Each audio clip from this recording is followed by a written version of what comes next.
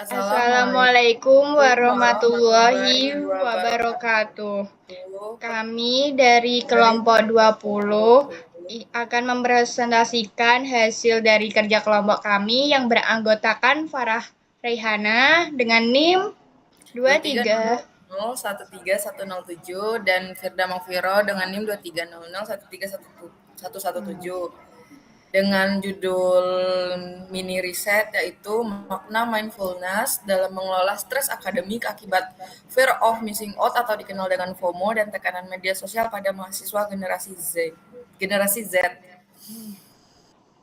Pada bab pendahuluannya, perkembangan teknologi digital dan media sosial memberikan banyak kemudahan bagi mahasiswa generasi Z.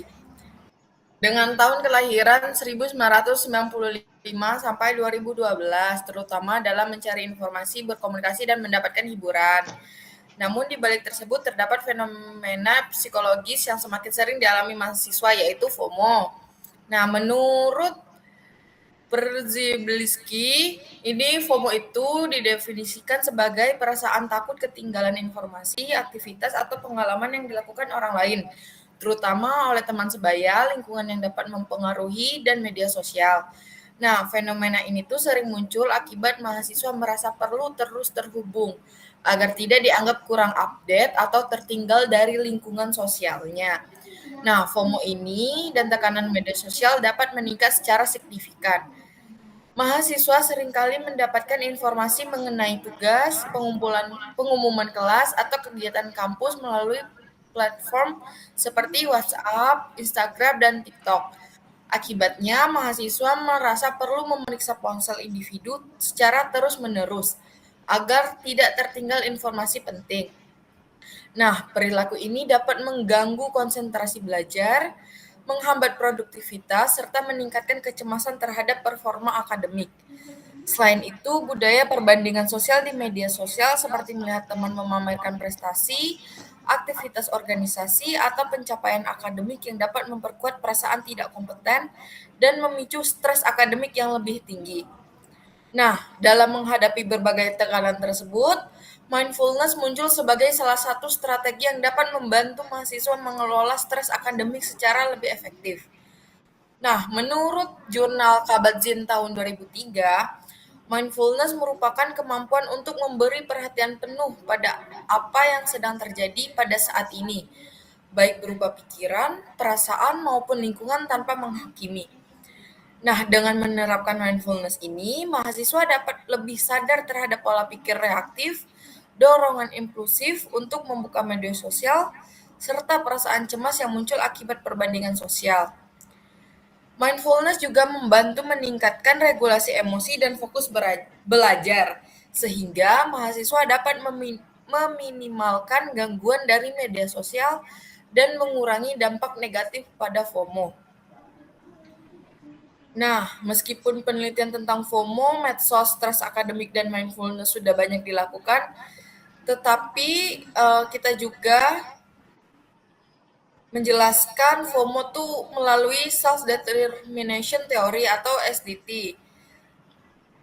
Karena mahasiswa Gen Z itu mengalami FOMO tidak hanya karena kebutuhan relasi yang tidak terpenuhi, melainkan juga karena tekanan performa akademik dan budaya digital yang menuntut keaktifan sosial. Nah, selain itu, meskipun mindfulness terbukti efektif secara teoritis, penerapannya pada mahasiswa yang tumbuh dalam lingkungan serba instan dan penuh distraksi digital belum banyak dipahami secara mendalam, sehingga belum menggambarkan secara sepenuhnya bagaimana fenomena ini dialami mahasiswa Indonesia yang hidup dalam budaya kolektivistik dan interaksi sosial yang berbeda. Sehingga di sisi lain, fakta bahwa tekanan medsos semakin meningkat tidak sejalan dengan ketersediaan program intervensi kampus yang membantu mahasiswa mengelola stres akademik berbasis pendekatan psikologi seperti mindfulness. Nah, berdasarkan kesenjangan tersebut, penelitian mengenai makna mindfulness dalam mengelola stres akademik akibat FOMO dan tekanan medsos pada mahasiswa generasi Z menjadi penting untuk dilakukan. diharapkan mampu memberikan pemahaman yang lebih mendalam mengenai pengalaman subjektif mahasiswa, serta dapat menjadi dasar pengembangan program pendampingan psikologis yang lebih relevan bagi mahasiswa di era digital saat ini. Selanjutnya ada rumusan masalah. Nah, untuk rumusan masalah ini, FOMO ini tuh pada mahasiswa Gen Z dapat menimbulkan dampak psikologis seperti kecemasan, ketegangan, rasa bersalah, dan rendah diri. Terutama ketika mereka merasa tertinggal informasi akademik, aktivitas kampus, atau tren medsos. Nah, dorongan untuk terus memeriksa handphone dan mengikuti update membuat konsentrasi terganggu, meningkatkan stres akademik, dan berpotensi memicu kelelahan hingga burnout. Eh, Jika berlangsung dalam jangka panjang, dampak psikologis dan finansial ini dapat mengganggu relasi sosial mahasiswa dan kesejahteraan mental mereka secara keseluruhan. Sehingga dalam penelitian ini perlu ditanyakan, yang pertama itu bagaimana sih mahasiswa generasi Z mengalami FOMO dalam konteks penggunaan medsos sehari-hari. Yang kedua itu bagaimana mindfulness dipahami dan diterapkan oleh mahasiswa sebagai strategi dalam mengelola stres akademik akibat FOMO dan tekanan medsos. Yang ketiga itu bagaimana makna mindfulness bagi mahasiswa dalam menghadapi tuntunan akademik dan tekanan media sosial. Tinjauan pustaka ini dibaca. Langsung aja deh. Langsung aja. Baca sedikit aja deh. Ya, boleh. Ini untuk penjelasan FOMO sendiri ya teman-teman. Nah, terus adapun aspek-aspek pada FOMO itu, yang pertama itu ada emotional discomfort, itu ketidaknyamanan emosional. Yang kedua itu ada cognitive preoccupation. Yang ketiga ada behavioral compulsion. Yang keempat ada social comparison pressure. Yang kelima ada need for social connection. Dan yang keenam itu ada fear of exclusion. Nah, terus adapun aspek-aspek mindfulness itu yang pertama ada attention to present moment, yang kedua ada non-judgmental awareness, yang ketiga ada on purpose, yang keempat ada kualitas afektif. Terus selain aspek-aspek tadi, mindfulness juga terdapat beberapa faktor. Yang pertama itu faktor psikologis, yang kedua ada faktor perilaku, yang ketiga ada faktor demografis.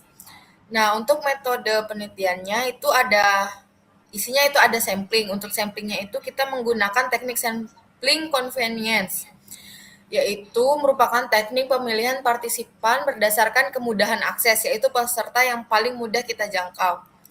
Terus pengambilan datanya itu observasi, itu menggunakan observasi deskriptif, itu memperoleh gambaran mengenai keadaan subjek yang terjadi pada masa sekarang.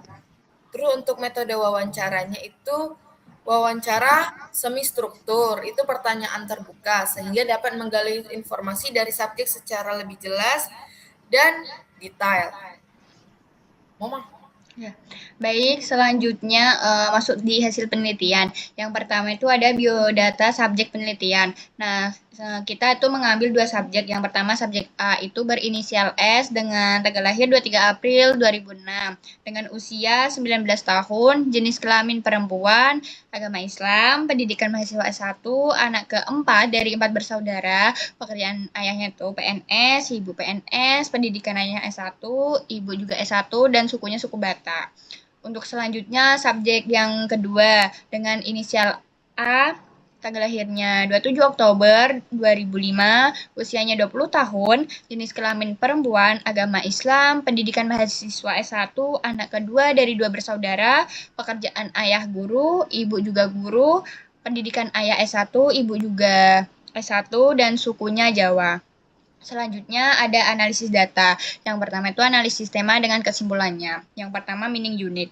Nah, meaning unitnya itu yang pertama tergantung kegiatan. Kalau menari, aku sedikit kecewa tidak diajak.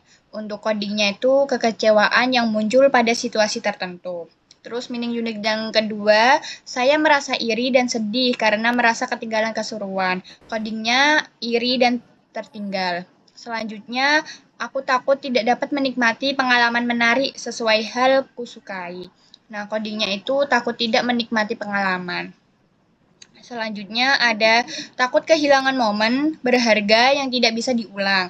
Untuk codingnya tuh kehilangan momennya penting. Selanjutnya melalui Instagram dan TikTok. Nah, coding di kedua subjek tersebut itu media sosial sebagai pemicu FOMO. Selanjutnya di Instagram Stories. Itu codingnya story sebagai pemicu kecemasan. Selanjutnya, ketika seseorang membagikan momen bersama teman setiap hari. Nah, codingnya sendiri itu posting berulang memicu FOMO. Selanjutnya, saat malam hari sebelum tidur. Codingnya FOMO meningkat saat kesepian. Selanjutnya, untuk meaning unitnya sedikit tersinggung jika merasa dekat tapi tidak diajak. Untuk codingnya ekspektasi kedekatan. Selanjutnya, saya merasa tersisih dan kecewa. Codingnya tuh perasaan tersisih. Kemudian, saya tidak cemas kecuali pacar saya tidak update. Nah, itu codingnya kecemasan pada situasi tertentu. Kemudian, ada meaning unit selanjutnya. Saya menjadi gelisah dan terus membayangkan apa yang mereka lakukan. Untuk codingnya itu gelisah tanpa update. Selanjutnya, saya menyibukkan diri, mandi, ibadah, journaling. Untuk codingnya ada coping adaptif. Kemudian saya langsung chat mereka untuk bertanya, codingnya mencari kepastian. Kemudian saya benci kesepian, tetap terhubung walau capek. Nah, codingnya tuh media sosial sebagai pelarian dari kesepian. Kemudian ada agar tidak merasa sendirian meski sedang bekerja. Untuk codingnya sendiri tuh keterhubungan virtual. Kemudian saya suka respon orang ketika saya update. Nah, codingnya sendiri tuh mencari respons. Kemudian ada ingin terlihat seru dan tidak ketinggalan tren. Untuk codingnya kebutuhan tampil menarik. Selanjutnya keluarga dan followers jadi target posting. Untuk codingnya target posting. Selanjutnya di Instagram atau loket. Untuk codingnya itu pemilihan platform. Kemudian ada jika itu menarik, saya menyesal sebentar saja. Untuk codingnya penyesalan singkat. Kemudian meaning unitnya, saya menyesal dan sedih karena kehilangan momen berharga. Codingnya penyesalan mendalam. Selanjutnya ada, saya mencoba menelepon mereka untuk ikut secara virtual. Codingnya upaya kompensasi. Nah, yang kedua itu ada coding sama tema. Untuk coding yang pertama itu terdapat kekecewaan yang muncul pada situasi tertentu, iri dan tertinggal, takut tidak menikmati pengalaman, kehilangan momen penting. Untuk temanya sendiri dari coding tersebut itu sensitivitas FOMO emosional.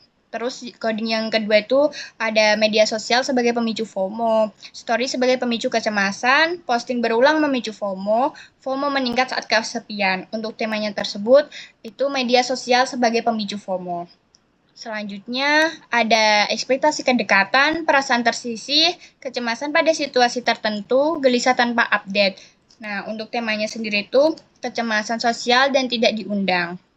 Selanjutnya ada coping adaptif, mencari kepastian, media sosial sebagai pelarian dari kesepian, dan keterhubungan virtual. Untuk temanya sendiri itu strategi coping terhadap FOMO. Kemudian untuk codingnya mencari respons, kebutuhan tampil menarik, target posting, dan pemilihan platform. Untuk temanya sendiri itu identitas digital dan validasi sosial.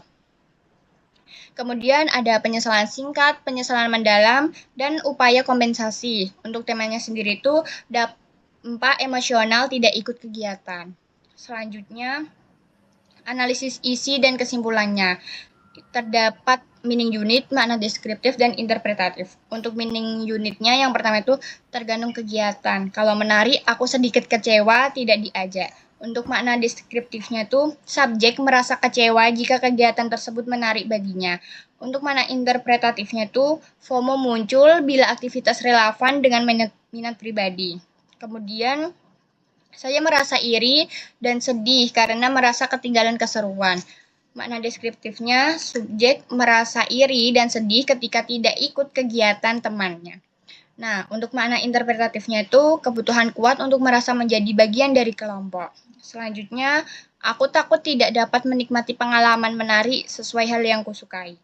Untuk makna deskriptifnya, subjek takut tidak bisa menikmati pengalaman menarik. Sedangkan makna interpretatifnya, subjek kecemasan pribadi tentang kemampuan menikmati kegiatan.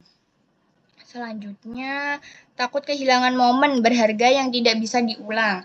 Makna deskriptifnya, subjek takut melewatkan momen penting. Untuk makna interpretatifnya, FOMO terkait nilai pengalaman yang dianggap unik dan berharga. Selanjutnya ada melalui Instagram dan TikTok. Makna deskriptifnya, subjek melihat pemicu FOMO dari media sosial. Untuk makna interpretatifnya sendiri tuh paparan visual memicu perbandingan sosial. Kemudian di Instagram Story, makna deskriptifnya tuh melihat story teman memicu rasa tertinggal. Dan makna interpretatifnya tuh konten cepat dan real time meningkatkan kecemasan sosial. Kemudian ketika seseorang membagikan momen bersama teman setiap hari, makna deskriptifnya posting berulang memicu rasa tertinggal. Sedang makna interpretatifnya paparan konsisten meningkatkan tekanan sosial. Lanjut, saat malam hari sebelum tidur. Makna deskriptifnya FOMO muncul pada saat sendirian. Kemudian makna interpretatifnya kesepian meningkatkan kecenderungan membandingkan dirinya. Selanjutnya, sedikit tersinggung jika merasa dekat tapi tidak diajak. Untuk makna deskriptifnya, subjek tersinggung bila ekspektasi kedekatan tidak terpenuhi. Sedangkan makna interpretatifnya sendiri itu adanya standar hubungan yang ingin dihargai. Kemudian ada saya merasa tersisih dan kecewa. Untuk makna deskriptifnya, boleh di-scroll lagi? Parah. Subjek merasa dikeluarkan dari kelompok, sedangkan makna interpretatifnya itu takut ditolak dan kehilangan tempat dalam kelompok. Kemudian saya tidak cemas kecuali pacar saya tidak update. Makna deskriptifnya itu subjek tidak terlalu memikirkan teman, tapi sensitif terhadap pasangan.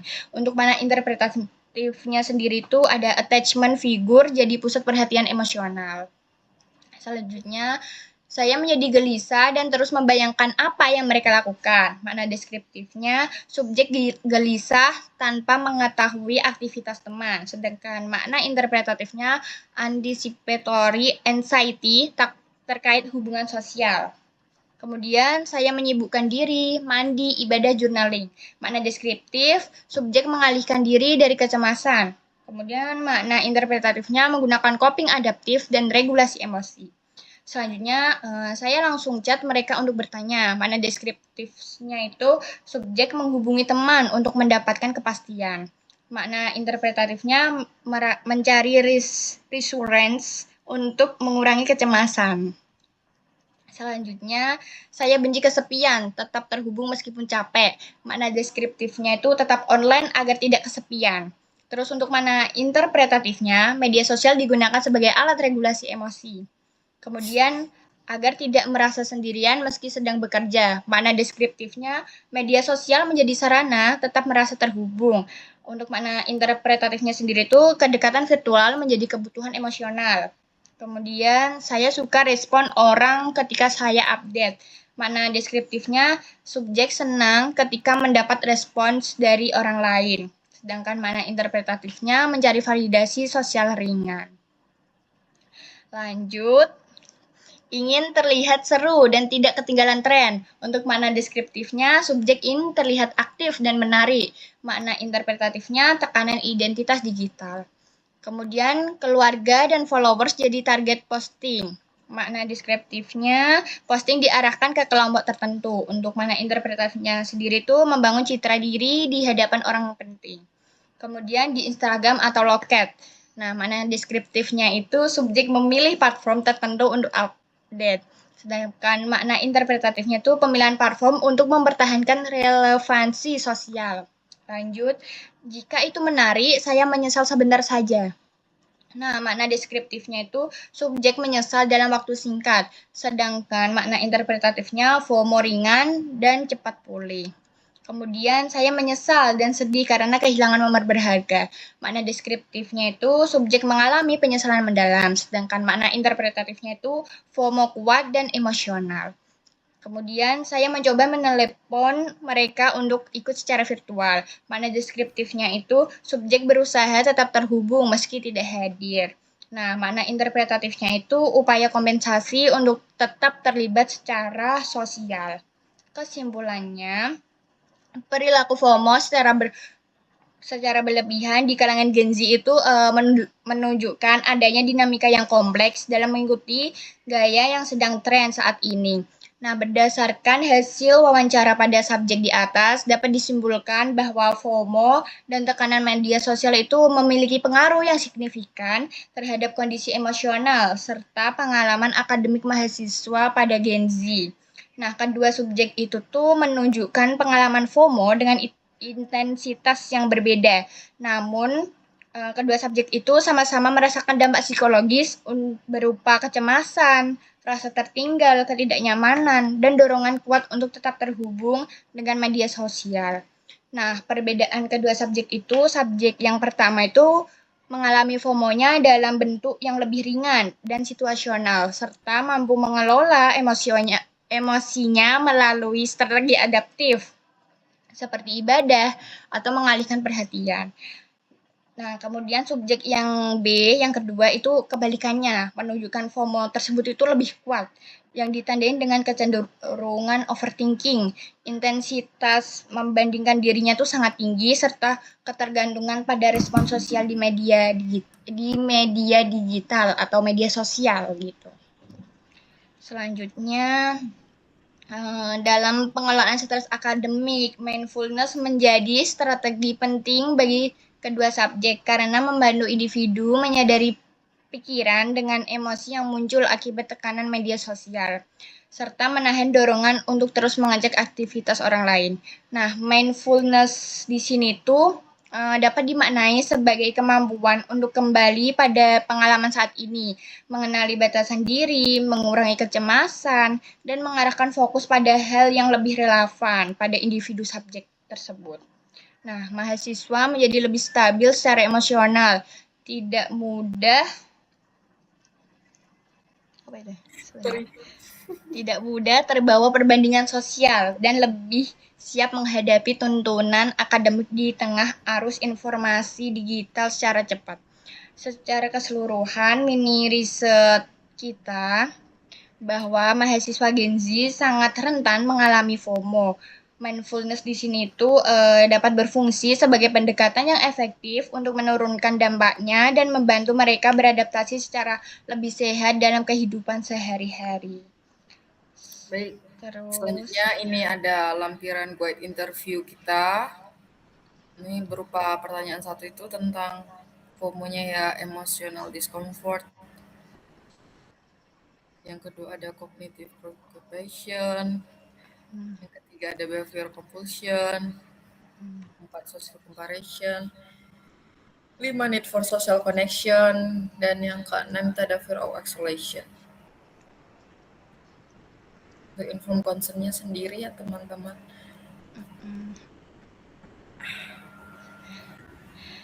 Baik, sekian presentasi dari kami. Mohon maaf jika ada salah kata atau salah ucapan. Terima kasih. Wassalamualaikum warahmatullahi wabarakatuh. Bye bye guys.